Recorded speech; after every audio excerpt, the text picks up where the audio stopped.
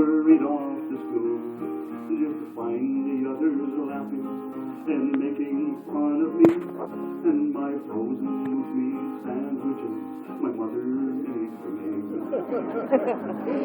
My frozen moose meat sandwiches my mother made for me.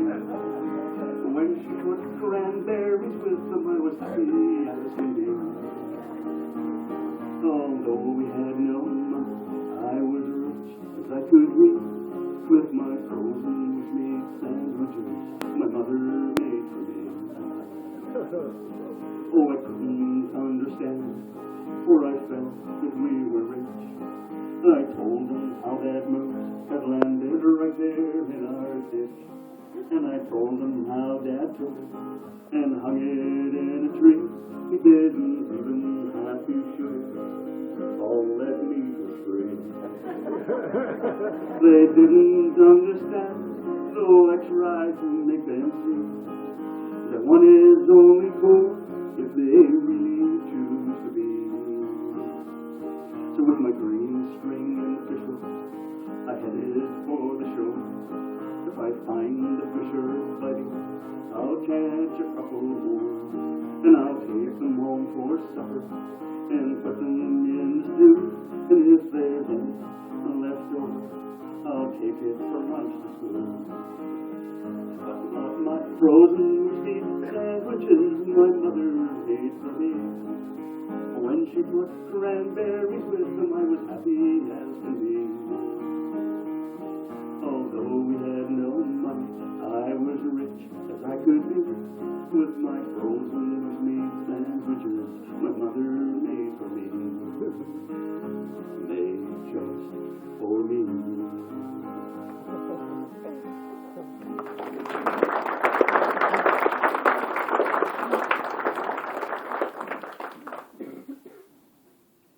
Now, I forgot to mention again that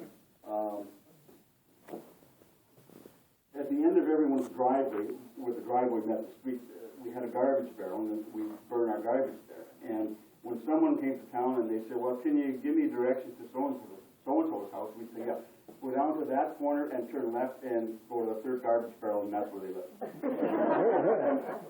I don't know what you do now without garbage barrels. Everyone someone needs directions, but that's what we used to do, so that's why that line is in there. And I started school in Hay River, of course, and it was only one school. And before my first day of school in grade 1, everybody in my family and my friends and everybody was all excited because Robert's going to school tomorrow, you know. And they were making such a big deal out of it. I thought they were trying to set me up. You know, they're trying to make it sound like it's so great. Because if I knew the truth, I wouldn't go. So, first day of school arrived, I advised my mother, I am not going. I'm not going. And so,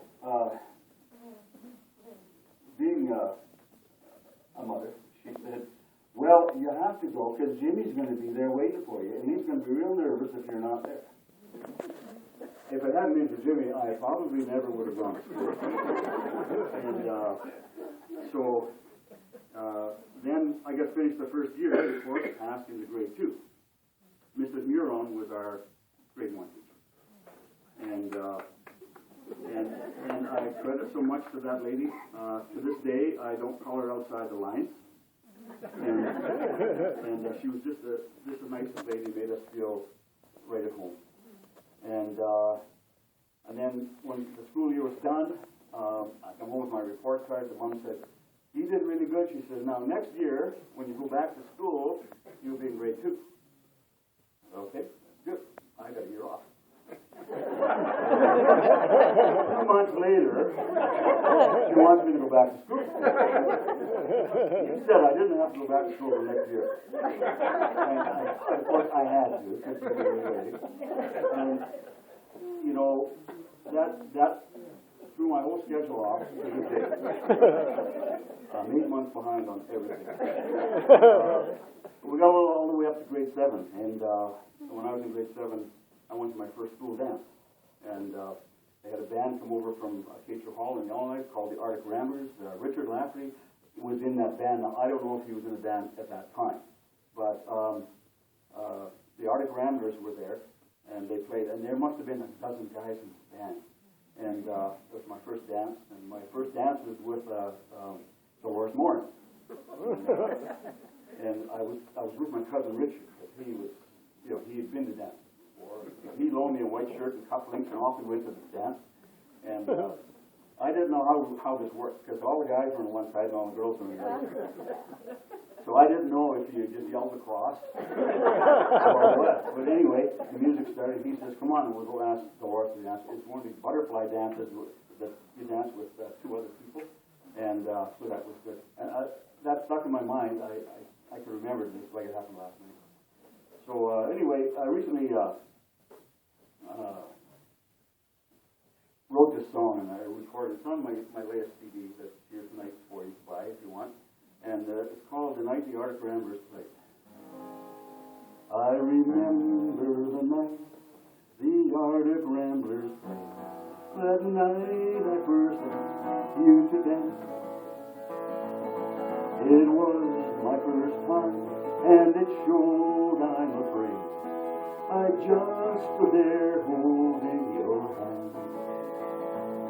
You showed me the steps to the music we swayed, but then it was over too soon. I didn't know then, but I'd never forget your eyes, your lips, your perfume. Many years have gone by, and we never met again, though I thought of you almost every day. I didn't think one dance when the Arctic Ramblers played would ever change my life in that way. Then one night upon a reunion was planned. They said you would be there as well. In anticipation I walked up to you. I just stood there staring for a while. And then I told you my name, but I didn't say the torture that you put me through. You didn't recall my name or that dance. I was a total stranger to you. At that point I knew you would never be mine. As I turned away then to go, I said the only thing I could think of at the time. I just looked at you and said, "Oh." But I remember the Arctic Ramblers that night I first asked you to dance. It was my first time, and it showed, I'm afraid. I just stood there holding your hand.